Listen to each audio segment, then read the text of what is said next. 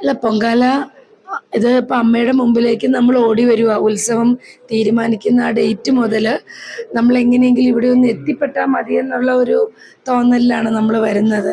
അപ്പം ചെറുതിലേക്ക് നമ്മളിങ്ങനെ ഓരോ ആഗ്രഹം സാധിക്കാൻ വേണ്ടിയിട്ടാണ് പ്രാർത്ഥിച്ചാണ് വരുന്നത്. ഇപ്പം പ്രത്യേകിച്ച് ആഗ്രഹങ്ങളൊന്നുമില്ല. അമ്മയുടെ അടുത്ത് വന്ന് പൊങ്കാല ഇടുക, പോവുക, അങ്ങനെ തന്നെയായിരിക്കും എല്ലാവരും.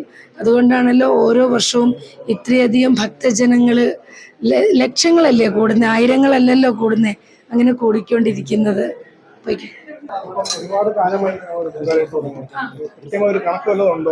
അല്ല എന്താണെങ്കിലും എൻ്റെ അമ്മ മരിക്കുന്നത് 94-ലാണ് അമ്മ മരിക്കുന്നത്.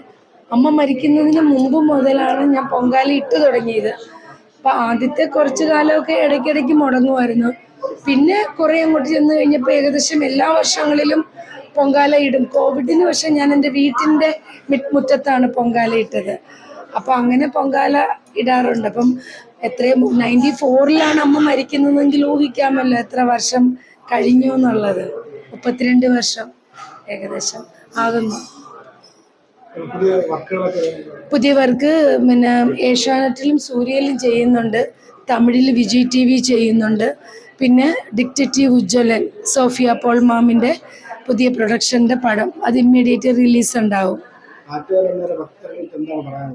എന്ത് പറയാനാ, ഇത്രയധികം ആൾക്കാർ നിരന്ന് വരുമ്പോൾ തന്നെ നമുക്കറിയത്തില്ലേ അത് അമ്മയോടുള്ള ഒരു അഭേദ്യമായ ഒരു ബന്ധമാണ്, അല്ലെങ്കിൽ അമ്മയോടുള്ള ഒരു അതിതീവ്ര ഭക്തിയുടെ ഭാഗമാണെന്ന് നമുക്ക് എല്ലാവർക്കും അറിയാം.